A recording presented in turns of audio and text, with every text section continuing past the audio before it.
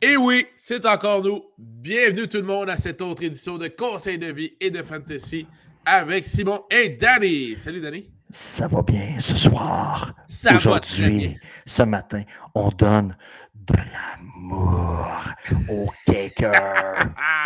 Un Un des seuls podcast. podcasts qui donne de l'amour au kicker comme celui-là, ça ne se fait pas. Alors Moi, je ne voilà. suis pas un homme émotionnel. Je ne suis pas comme toi. Voilà. Toi. OK. Oui. Et s'il y a une chose qui passe proche de me faire verser une larme, c'est quand je vois des ligues de fantasy football qui se demandent est-ce qu'on doit abolir les kickers. Et Ça, c'est non. ça, c'est non. Et voilà. Moi puis toi, on est comme les Lincoln du kicker. Tout à fait. Et comme l'a déjà dit un kicker, les kickers sont des êtres humains aussi. Voilà. C'est Voilà. des êtres humains qui ont trouvé la bonne voie de faire des millions avec une jambe. Et même des fois deux. Alors, Voilà. nous avons donc ici une proposition pour vous. Ce sont notre top 24 des batteurs de précision à surveiller pour votre saison de fantasy football qui approche rapidement. On va Top faire 20. un mauvais jeu de mots. On donne une belle jambe au kicker aujourd'hui. Wouhou! C'est bien dit. Et top Oui. 24 parce que Question de prendre son pied. Oh! C'est excellent! Et on Oh. mentionne top 24 parce que la plupart des fantasy football, ce sont des ligues à 8, à 10 ou à 12 habituellement. Équipe, et donc vous en prenez un ou deux dans votre équipe. Donc 24, c'est bien assez dans ce cas-ci. Et Voilà. un de mes fantasmes de fantasy football, c'est de créer une ligue seulement de kickers. Ah, ça, j'avoue que je Tu sais, suis partant. tu te mets 3-4 chums et c'est que des kickers. Hey, ce serait génial. Je Ça suis serait partant. génial. S'il y en a un qui en part une, contactez-nous dans les commentaires, que ce soit sur Facebook ou également notre chaîne YouTube. Ça va nous faire plaisir de participer. Mais écoute, il faudrait comme préétablir des...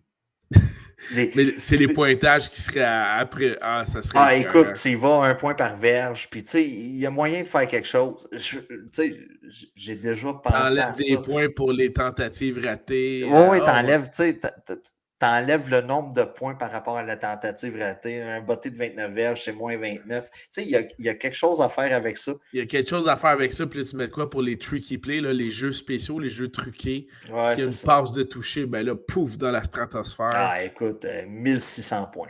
Ah, écoute, vraiment. Alors, Et comment. si le gars finit avec un podcast, comme Pat McAfee, avec Et un voilà. match à WrestleMania et à SummerSlam, écoute, Comme God quoi mode. que être botteur, ça peut mener loin. Pat McAfee, 2 victoires à la WWE. C'est impressionnant. Tu sais, Vanetary et tout ça, regarde, c'est correct, là.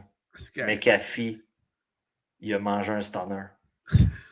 Ça, regarde, c'est. Hein? On en a dessus.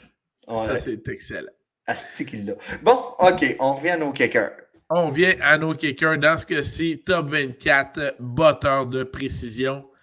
Alors, on a donc du côté d'Annie, au numéro 1, Justin Tucker, le nouveau mieux payé chez les botteurs. On a Daniel Carson, Tyler Bass, Matt Gay. De mon côté, Justin Tucker, Evan McPherson, les grosses gosses, Matt Gay et Harrison Butker. Quelques différences. Je trouve que ton Tyler Bass est un peu haut, Danny, dans ton tiers 1. Là. Ben, écoute, c'est sûr, Son qu'est-ce qui rendement est. l'année passée ne justifierait pas nécessairement un positionnement aussi haut. Mais le fait qu'on l'ait gardé, déjà là, c'est un bon signe de confiance. Bon Parce que, point. tu sais, on va se le dire, le but principal du pourquoi qu'on donne de l'amour au kicker, c'est que le kicker ne peut pas vraiment se permettre de manquer un botté, tu sais. Puis, Voilà. on va se le dire.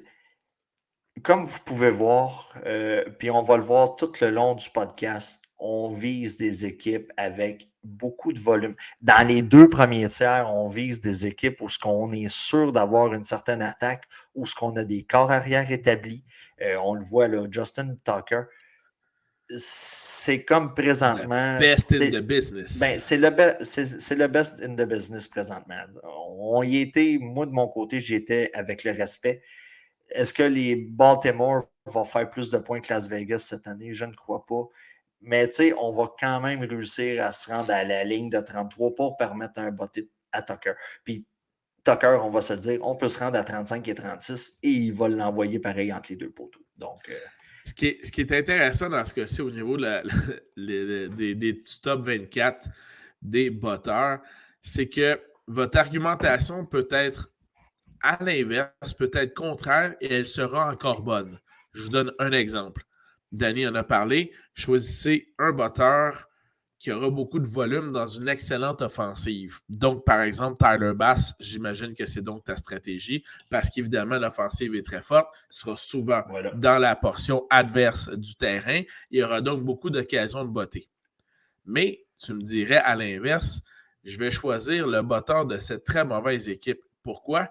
Parce que justement, l'argumentation. Ils ne seront pas capables de. Ils vont choquer dans le red zone. Ils vont choquer dans le red zone. Ils vont choquer dans la zone donc importante où on peut aller marquer des touchés. Et leurs seules occasions de marquer des points, ce sera à l'aide des bottées de placement, des bottées de précision. Donc, c'est une des rares positions que dans l'argumentation fantasy, les deux contraires seront tout à fait valides là, comme argumentation. Puis, tu sais, c'est quand même spécial. On va viser des botteurs qui vont jouer dans des stades couverts. Tu sais, on va jouer selon les intempéries. Ben voilà, exactement. Puis c'est ça là-dessus, c'est exactement ce que je vous dirais de cibler. Danny en a parlé lors d'un précédent podcast portant sur les défensives où Danny, lui, sa stratégie était de viser l'affrontement de la semaine. Dans ce cas-ci, pour ceux qui sont obligés de prendre des botteurs dans leur fantasy, dans leur pool, et que vous avez habituellement le choix de 2 botteurs, bien, tenez compte encore une fois de l'affrontement. Danny a précisé un stade, bien, effectivement, si vous jouez dans un stade couvert, si vous êtes à Dallas, si vous êtes à Détroit, etc., ça va être toujours mieux de privilégier votre botteur qui joue dans un stade couvert, qui n'aura pas de vent, qui n'aura pas de soleil, qui n'aura pas de... etc., etc. Ou sinon, vous y allez carrément avec les botteurs, évidemment, qui ont non pas des bras canons, mais des jambes de béton. Dans ce cas-ci, Tucker est un consensus. De mon côté, McPherson, au camp d'entraînement, a réussi facilement, sans peiner, des 65 verges de bottée en ce moment. Donc, c'est fort intéressant là-dessus. Matt Gay se retrouve dans notre tiers 1, donc c'est assez évident de ce côté-là. Moi, j'ai inclus Harrison Butker. Encore une fois, tu parlais de volume. Tu as préféré Tyler Bass, mais on s'entend que les deux offensives seront très fortes, donc beaucoup d'occasions. Ben, tu sais, tantôt, tu parlais rapidement de Bass. Ouais. Il a quand même fini, tu sais, là, je comprends que ce n'est pas toutes les ligues qui ont le même système de format score. De pointage, tout à fait. Le même schéma de pointage, pour le dire en français. Il a quand même fini 3e. Hey, tu sais, on va se le dire, pour un kicker, moi, j'ai comme un Mendoza line, c'est un peu comme toutes les positions, j'ai comme une espèce de base qui me rend heureux. 7 points pour moi, pour un kicker, c'est pas mal ce qu'il faut. Mais tu sais, on revient là-dessus.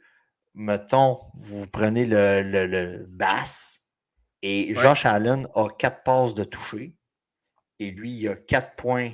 Tu sais, il a 4 bottées après toucher, puis ça lui donne seulement 4 points. C'est un des problèmes, puis c'est une des choses qui est très dure à figurer, à visualiser ou à se faire une idée en fantasy football.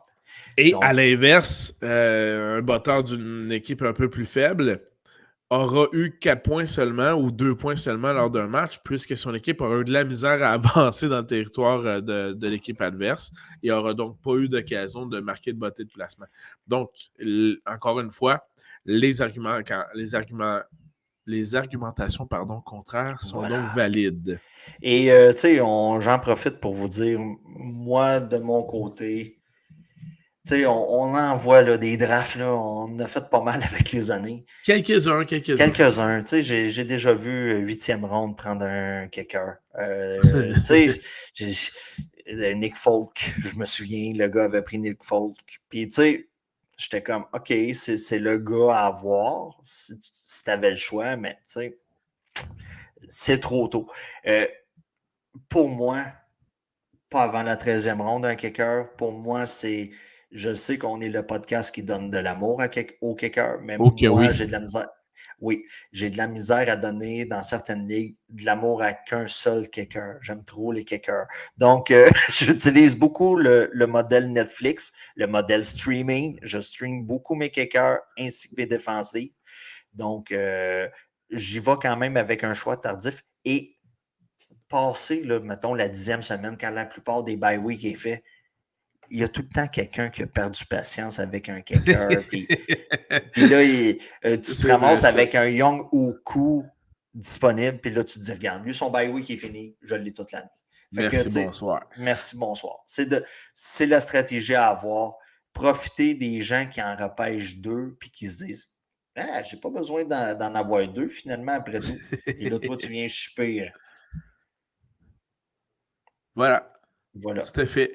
Dans ce tiers 2 du top 24 des batteurs, du côté de Danny au 5e rang, Evan McPherson des Bengals. 6, Nick Folk avec Ça, les Pats. ça revient à ce que Simon a parlé, ma stratégie par rapport à Nouvelle-Angleterre. Je m'attends, tu sais, Mac Jones, pour moi, personnellement, je ne suis pas vraiment en amour avec. C'est le gars qu'il fallait avec Belichick, mais je ne suis pas en amour avec. Et je crois qu'ils vont avoir de la misère à compléter des touchés puis tout ça. Et c'est là que Nick Folk va vous rapporter à coup de 3 points. Ça peut être intéressant. Des fois, Voilà. fait que, on atteint mon seuil de tolérance, que j'appelle, mon Mendoza line. Donc, on peut l'atteindre quand même plus rapidement avec des corps arrière qui ne sont pas capables de compléter leur parcours. Tout à fait. Au 7e rang, Harrison Butker des Chiefs et au 8e rang, Matt Prater des Cardinals. De mon côté, 5e rang, Tyler Bass des Bills. 6e, Ryan Suckup des Bucks. 7e, Daniel Carson, Las Vegas. Et 8e, le préféré de Danny, et ça m'étonne qu'il ne soit pas là dans ce tiers 2, Young Hoku. Ben, le problème avec Young Ho, c'est que c'est tout simplement, j'ai l'impression qu'on ne sera pas capable d'atteindre la ligne de 40 de l'adversaire du côté de Ben Mariota. voyons donc, J'ai- Mariota va pitcher à mon Kyle Pitts, puis ça va se rendre là sans problème. OK. Mais tu sais, c'est ça, regardez. Puis l'an passé, Young Oku a eu des problèmes au niveau des aines ou le derrière de la cuisse, puis tout ça. Fait que ça, tu sais, il n'a pas participé à autant de matchs qu'il aurait dû. C'est Ouais. pour ça qu'il est un peu plus bas dans mon classement. D'accord. Passons maintenant au tiers 3. Tu sais, je l'ai mis Beaucoup plus. 9. Je l'ai mis 9. Tu sais, fait que c'est pas stupide. Voilà. Donc, du côté de Danny, 9e, Young Hoku. Falcons, 10e, Ryan Suckup des Bucks. 11e, Brandon McManus des Broncos. 12e, Dustin Hopkins des Chargers. 13e, Jason Sanders des Dolphins. 14e, Robbie Gould des 49ers. 15e, Rodrigo Blankenship Oh des yeah. Colts. Les Et lunettes. 16e, Chris Boswell des Steelers. De mon côté, au 9e rang, Dustin Hopkins, Chargers. Matt Praters, Cardinals. 11e, Brendan McManus, Broncos. 12e, Greg Joseph, Vikings. 13e, Nick Folk, Patriots. 14e, Rodrigo Blankenship, Colts. 15e, Jake Elliott, Eagles. Et 16e, Robbie Gould, 49ers. Il y a des choix qui se. Écoute, Brandon McManus, on l'a mis au même rang. C'est assez drôle de ce côté-là. Rodrigo, on l'a de part et d'autre à quelques rangs. Ça se ressemble pas mal. Même chose pour Gould aussi, là. Ouais, ouais. Oui, Gold, oui, à quelques rangs près. Même chose aussi pour Dustin Hopkins, pour qui je vois de très bonnes choses avec cette offensive démentielle des Chargers. Le J'ai bien hâte de problème voir ça. de M. Hopkins, c'est que tout simplement que j'ai l'impression qu'on va avoir beaucoup de touchés. Et c'est là que la performance en frais de points, pas en frais de vrai football, en frais Ouais. de points va être, ça va être plus pénible d'avancer à coup de 1 au lieu de 3, de 4 ou de 5. Là. Exact. J'attire votre attention sur le 10e choix de Danny Ryan Suckup, qui est un très bon choix. Moi, je l'ai mis dans tier 2 en raison justement des pertes de joueurs en offensive du côté des Bucks. Donc, Chris Godwin n'est pas là tout de suite, Russell Gage non plus. On amène Julio Jones, qui est une option qui devient possiblement intéressant, mais on perd notre joueur de centre. Bref, je ne m'attends pas à autant d'explosions d'offensive du côté des Bucks, ce qui fait que ce cap risque d'être bien occupé aussi. Là.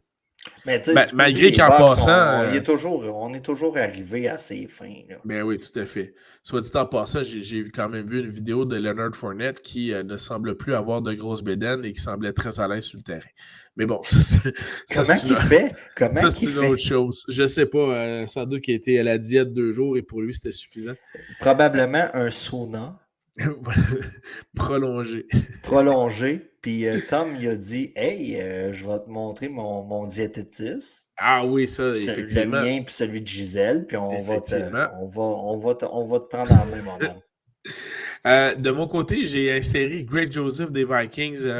Il y a un changement de coach à Minnesota. Un changement également aussi en termes de coordonnateur offensif. C'est l'ancien, si je ne me trompe pas, des 49ers qui avait démontré de belles choses.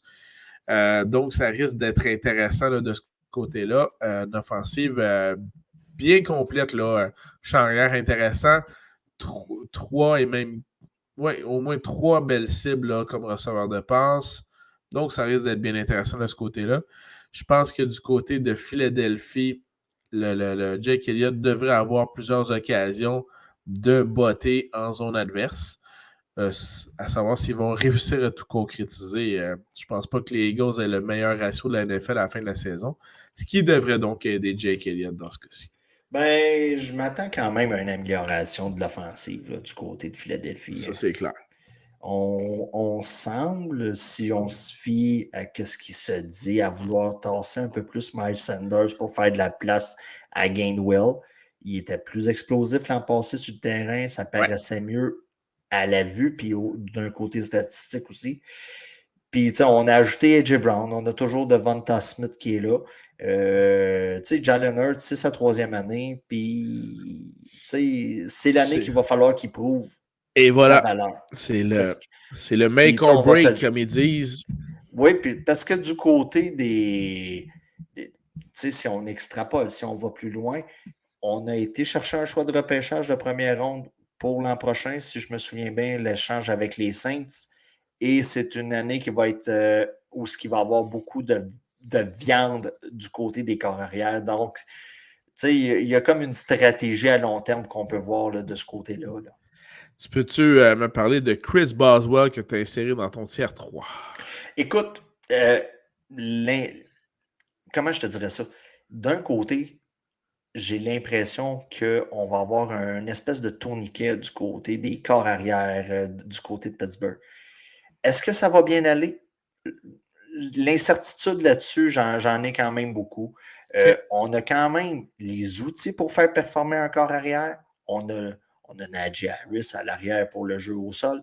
J'ai l'impression que Chris Boswell va avoir quand même passablement de possibilités pour botter. Est-ce que je m'attends à des moins bonnes semaines du côté de l'offensive où on va avoir moins de points. Je m'attends à ce qu'on ait des bonnes semaines. Je ne m'attends pas à de la constance du côté de Chris Boswell. Puis, tu sais, c'est dur à dire parce que c'est lui qui sort après que tous les jeux ont été faits. Tu sais, d'un côté fantasy. Là.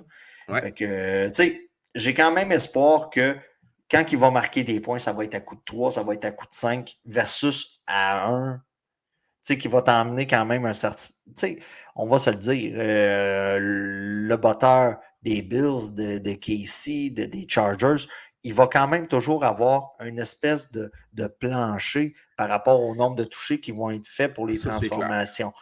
Boswell, je ne le vois pas, ça. Tu sais, je ne vois pas Pittsburgh marquer 4 touchés par game. Là. C'est ça, je ne le vois pas. Là. J'ai de la misère. J'ai de la misère à voir ça. Ta boule Mitch. De cristal ne te dit pas ça. Non, c'est ça. Tu sais, Je le vois pas avec Rudolph, je le vois pas avec Trubisky, peut-être avec Pickett, mais ça, on est trop en début de saison Ce ne pour. sera pas de suite.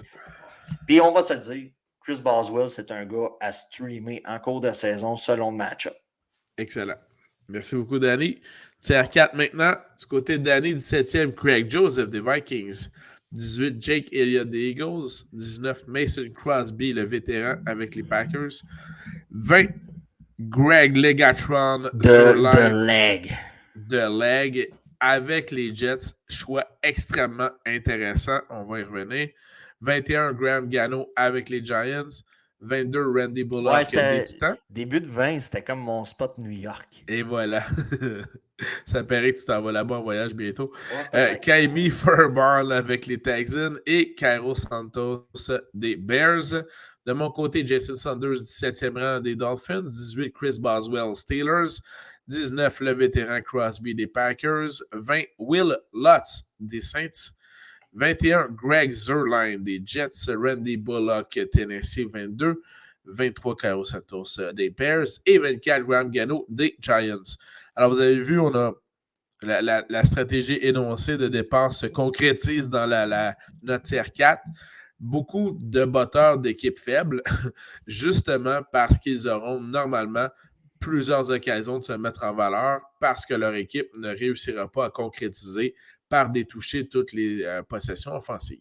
Mais tu sais, on a un heureux mélange. Tu sais, on a Mason Crosby. Je m'attends quand même, là, malgré tous les. L'incertitude au poste de wide receiver du côté de Green Bay, je m'attends quand même à ce qu'on fasse des points pareils. On va trouver le moyen avec Dylan, avec Jones. Donc, je m'attends quand même à une certaine production de ce côté-là. C'est pour ça que j'ai mis Crosby là. Tu sais, je n'étais pas pour l'enlever d'un Oui, top tout à 24. fait. C'est impossible. C'est clair, c'est Puis clair. là, on sort Zerline, on sort Gano, on sort Bullock, puis des Farburn, puis tout ça. Là, c'est le. On va souhaiter qu'il se rende à la ligne de 33 bottes. Là. On veut que le club fasse 12 points. Là. Là, faites-moi 4 touchés. Là, puis, Et voilà. 4 4 convertis. bottées de placement, oui, tout à fait. Ouais, puis ça va bien aller. Fait que Écoute, c'est c'est à un peu peu près ça. Puis, écoute, je trouve ça intéressant le changement d'équipe pour Greg Zerline, qui était auparavant avec les Cowboys, qui est rendu avec les Jets. Je pense que c'est un bon. Une bonne association, c'est un bon mix, les Zerline et les Jets. Puis, tu sais, on va se le dire, Zerline, ça a été une déception. Là, du côté oui, l'année passée, passée, l'an passé, ça n'a vraiment pas bien été. Là. Exactement. Est-ce que la pression était trop grande? Tu sais, voilà. Je ne sais pas de ce côté-là, mais tu sais, Zerline, on va se le dire, s'il y en a un qui met de l'effet dans son botté, c'est probablement oui, celui qui. C'est celui que le ballon part le plus du genre quand tu écoutes, puis tu dis ah, c'est il l'a pas. Puis là, il revient, puis ça en est un, ça. Puis on dirait que l'année passée, il manquait le petit. Hein, pour ceux qui sont sur Apple Podcast, Google Podcast, puis tout ça, là, j'ai comme fait un mouvement de truite dans l'eau avec ma main. Fait que. C'est ça. Il manquait ce petit hook-là là, à la fin. Fait que...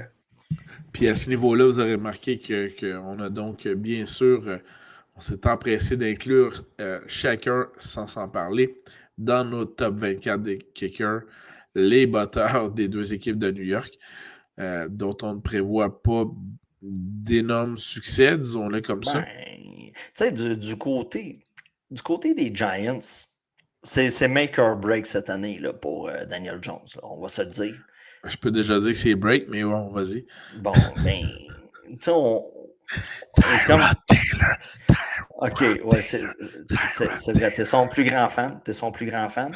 Mais tu sais, on a quand même investi énormément de capital de repêchage dans la vraie vie, là, du côté des Giants. Donc, on va essayer de donner les meilleures possibilités pour fonctionner puis pour montrer à quel point qu'on avait donc bien raison quand on a pu repêcher un gars que personne ne voyait top 5. Et du côté de l'homme du Fitch. Écoute, là, on a quand même ajouté des armes autour avec le repêchage, autour de Zach. Autour de Zach Wilson. Donc, Ouais. c'est comme l'année où ce qui va avoir le plus d'outils pour parvenir à ses fins. Puis, je m'attends quand même. Une année plus tôt que toi. Ouais, c'est ça. Tu sais, je m'attends quand même à une année potable. Voilà. Potable. Excellent. Puis là, ben, écoutez, on a certaines différences dans nos listes. Tier 4. Rendu au niveau des batteurs, là, je ne m'ostine plus. Là, vous voulez Will Lutz, vous le prenez. Vous voulez Fairburn de Texan, vous le prenez. Ben, Normalement, Will c'est Lutz, des. il y a une couple d'années, là, c'était Ouais. à l'époque Drew Brees, c'était un des Oui, c'est payants ça. à avoir. Exact. Puis, tu sais, bon, OK, j'aime pas utiliser le mot sleeper pour des kickers. Kicker. Mais si vous Ça va de avez, soi. ça va de soi, si vous voulez un sleeper pour les kickers cette année, Will Lutz en est un. Avec l'arrivée de Winston, du côté de Camara, écoute, je pense pas qu'on ait une suspension. La NFL a plus l'air d'en avoir plein les bras avec Deshaun Watson. Donc, tu sais, je ne m'attends pas à Bon point. grand-chose de ce côté-là, ou peut-être un 2 ou 4 matchs maximum. Puis rendu là, vous allez avoir Ingram qui va passer à la grappe pendant ce temps-là. Ben, c'est ça. Mais l'attaque a été. Tu sais, on avait les mêmes éléments l'an passé, mais on a comme fait un gros reset, puis tout est là, puis on repart sur des bases neuves. Donc, si vous avez besoin d'un sleeper cette année, Will Lutz peut en être un. Excellent. Ben, écoutez, je pense que ça fait le tour des top 24 kickers. On a donné C'est de sûr, man, je viens l'amour. de parler d'un sleeper en Fred Kicker.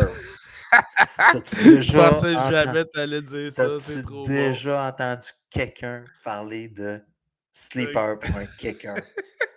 Jamais. Vous l'aurez entendu en premier lieu ici même à On leur Conseil de donne vie et de peut-être fantasy. trop d'amour au kicker. Peut-être, mais on est les seuls. On est les seuls.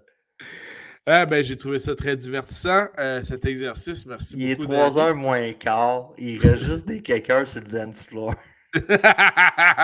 Lesquels Oh, vous prenez. fuck Voilà. that. On leur donne l'amour.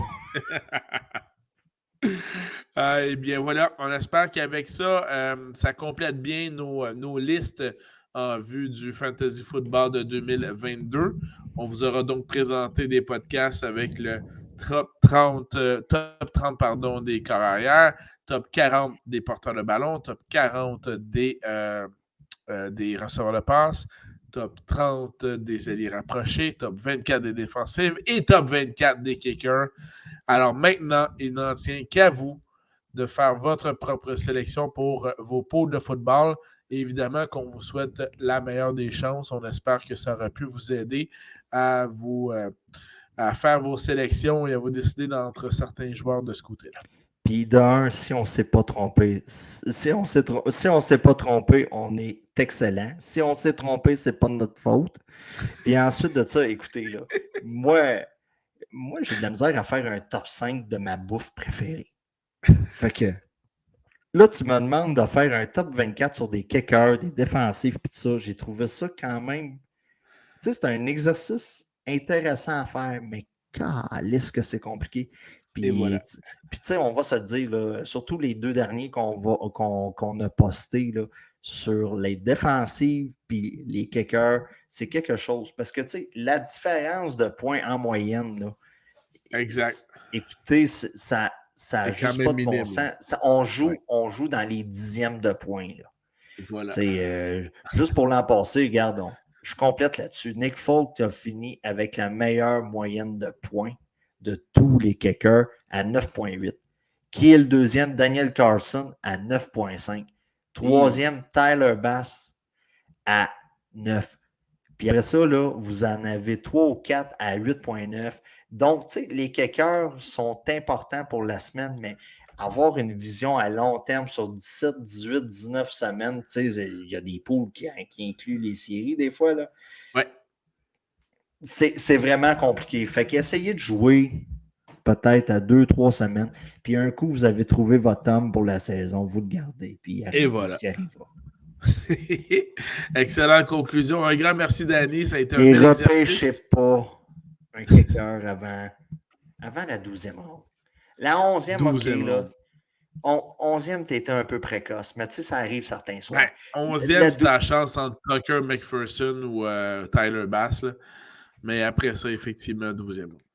Ouais, à 11e, tu étais un peu précoce. Tu sais, là, ça faisait longtemps. Donc, je vais repêcher 11e. Travaille ton cardio de bite, man. Ah, Donc. voilà.